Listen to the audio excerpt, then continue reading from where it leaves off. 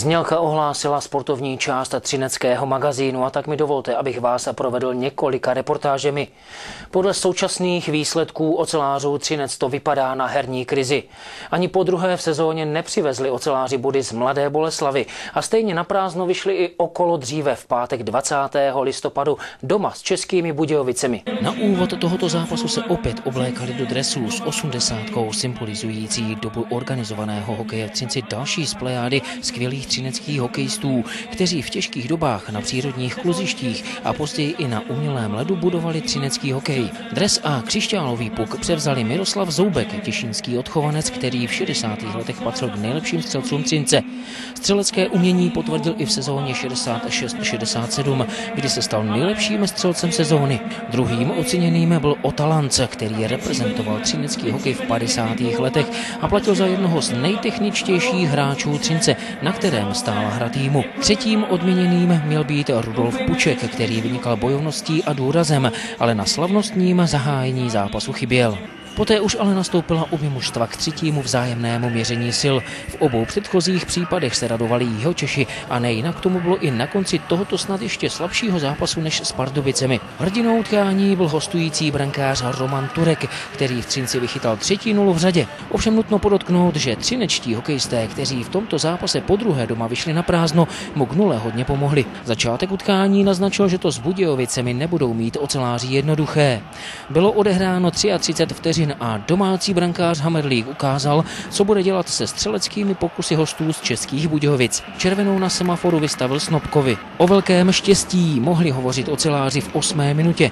Hosté překonali Hammerlíka hned dvakrát, ale třinecký malec se štěstím zaskočil a uchránil čisté konto. V 11. minutě před aktivnějšími hráči Českých Budějovic na poslední chvíli hasl skvělým obranným zákrokem Kartely. Ve druhé třetině se na ledové ploše neudálo prakticky nic, co by stálo za zmínku. Hokejová akce se tak objevila v nutném zápase až v 50. minutě, kdy se hosté ujali vedení. Seiler ujel kolem mantinelu i obránce Kartelyho a nepokrytý Šimánek poslal šikovně hosty do vedení. Obdržená branka unaveně působící domácí hokejisty přiměla zvýšit útočné snažení. V přesilovce několikrát atakovali Turka, který však vychytal střelu Polanského a pak si elegantním máchnutím lapačky doslova vychutnal Hrabala a několik málo vteřin na to i dalšího třineckého forwarda Květoně. Poslední šance třineckých se naskytla v poslední minutě zápasu v powerplay. Oceláři ovšem velmi brzy ztratili puk a Seiler měl jednoduchou práci zavést kotouč do prázdné branky. České Budějovice i tak po tomto utkání zůstali společně s Pardubicemi jedinými soupeři Třince, které hutníci v letošní sezóně neporazili. Vedle městské florbalové ligy existuje i florbalová 3D liga. Finálové zápasy podzimního kola jsme s kamerou sledovali v sobotu 28. listopadu v Hale Stars. Výkonnostní ligový florbal se z Třince řekněme přestěhoval několik málo kilometrů směrem ke slovenským hranicím do Bystřice, ovšem v Hale Stars se stále hraje kvalitní florbal. Důkazem toho je i florbalová 3D liga, která je takřka stejně starou, spíše kolegyní než konkurentkou městské florbalové ligy. Tak nějak zhruba od roku 2004, kdy jsme se začali scházet, to bylo možná takové amatérské, úplně takové ťukání v tělocvičně a zjistili jsme, že kluci na to reagují velmi, velmi rychle a přibývalo nás, tak vznikla myšlenka nějak založit nějakou amatérskou florbalovou ligu. Z začátku byla jenom jedna skupina, to bylo v Jablunkově, na Jablunkovsku, to byly 4 týmy, no a postupně přibývaly další týmy, teď to jsou 2 skupiny, to znamená v Jablunkově 4 týmy, v Třinci další 4 a po novém roce přibudou, už víme určitě další 2 týmy a taková vize je možná i 3. takové kolo, pak v Karviné nebo v Orlové. 3D liga je určena mladým hráčům od 14 do 22 let. Její název spíše evokuje představu virtuální hry, ovšem je prozaický a dostatečně logický. I proto se to jmenuje 3D liga, kdy klademe důraz od tohoto prámení na 3 takové části. To první D, to je možná ta tělesná, to sportovní, aby kluci rostli v nějakých sportovních dovednostech a zlepšovali kondičku a neseděli u počítačů doma nebo se někde neflákali. To druhé D, to je možná duše, to znamená, aby se možná našli tady nějakou partu. Každý ten tým má kapitána, který má být spíš takový tmelící prvek, takže aby našli kamarády a v případě nějakých problémů, aby se měli na koho obrátit. A pak je to 3. D a my se netajíme tím, že jsme křesťané A pod tím 3D si představujeme vztah k Bohu, kdy chceme těm mladým lidem říct i nějaké možná etické nebo duchovní hodnoty, které možná máme. Hraje se ve 2 čtyřčlenných skupinách v Jablunkově a Třinci. 3D liga není pouze pro věřící. Z jarní a podzimní části vzejdou semifinalisté, první 2 ze skupiny. Jaro i podzim má své finále a tu podzimní jsme sledovali právě v sobotu. Do semifinále postoupili vítězové jablunkovské skupiny Návsí a Písek a vítězové skupiny hrané v Třinci, Růžoví Panteři a Třinecký Gimpl. Růžoví Panteři prokázali herní převahu na všech frontách a rozdílem třídy přešli semifinále, kde rozdrtili Písek jednoznačně 13-2. Ve druhém semifinále podle papírových předpokladů Návsí porazilo Gimpl jen těsně 9-7.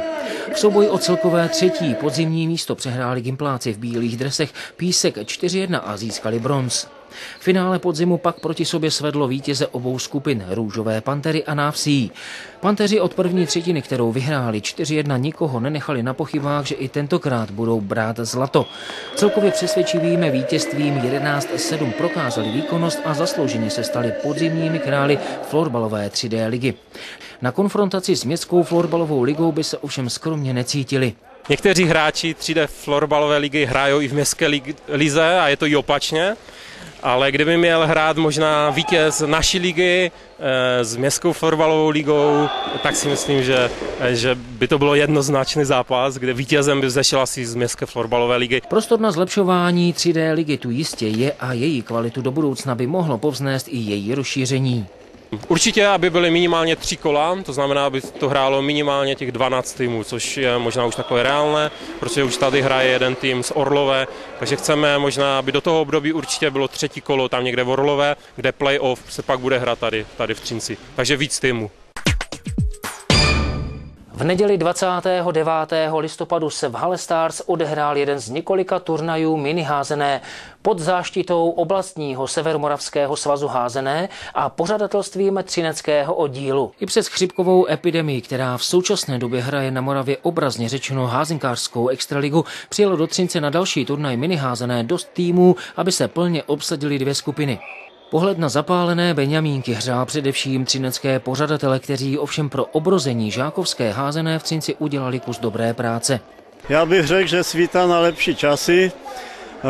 Podařilo se nám rozjet malou školní ligu v házené. Letos jsme uspořádali už 5. a 6. ročník, zúčastnilo se 18 družstev. No a z těch 18 družstev se nám vyrekrutovalo asi 30 dětí a stabilně jich chodí teď asi 18-20, takže jsme sestavili 2 družstva, které hrají už soutěži v oblastním přeboru. Miniligu házené hraje v Moravskoslezském kraji 32 týmů ve 2 skupinách Východ a Západ. 2 třinecká družstva soutěží ve skupině Východ, kde měří síly se silnými soupeři zvučných jmen z Ostravy, Karviné, Kopřivnice, Opavy a dalších házenkářských bašt. Domácí minižáci v této konfrontaci rozhodně nepatří k outsiderům. Třinečtí si vedou překvapivě dobře. V té skupině Východ, kde je 16 družstev, Ačko prozatím vede s 1 porážkou, no a Bčko, které tvoří převážně děvčata, mají 3 porážky, takže jsou momentálně na 3. místě. Třinecké Ačko v modrožlutých dresech na domácí palubovce potvrdilo dlouhodobou výkonnost a v turnaji s velkým přehledem zvítězilo. Soupeře ve skupině doslova zdecimovalo brankovými příděly a ve 3 zápasech nasázelo soupeřům 81 branek. Herní pohodu třineckého A týmu nejhůře odnesl tým Opavy B, který vytahoval míč ze sítě 31krát. Poruba A dostala 26 branek a Karviná D 25. Velmi dobrý turnaj odehrálo i třinecké Bčko v zelených dresech, které skončilo za Karvinou C na pěkném 2. místě. Třinecké Ačko má velmi dobře rozehranou sezónu, která by na jejím konci mohla vyústit v titul krajského přeborníka. Pro třinecké házenkáře to znamená obsadit v celkové tabulce nejhůře 2. místo a na závěrečném finálovém turnaji 4 nejlepších oblastních týmů zvítězit. Trenéři v oddílu si v současné době stěžovat na nedostatek dětí nemohou. Na druhou stranu by rádi přivítali další házenkářské nadšence. Každopádně chceme nábor udělat, protože obě družstva přejdou v příští sezóně do kategorie mladších žáků a chtěli bychom zachovat ještě družstvo minižáků. takže potřebujeme doplnit hlavně o ročníky 99 až 2000 a druhé družstvo pak 2000 až 2001. Kde by se případní zájemci měli hlásit? Případní zájemci se můžou hlásit kdykoliv ve sportovní hale, každou středu a čtvrtek od 16 hodin, kde probíhají tréninky pod vedením trenérů mládeže. Ze sportu je to vše. Děkuji za váš čas u televizních obrazovek a příště se budu těšit opět na viděnou.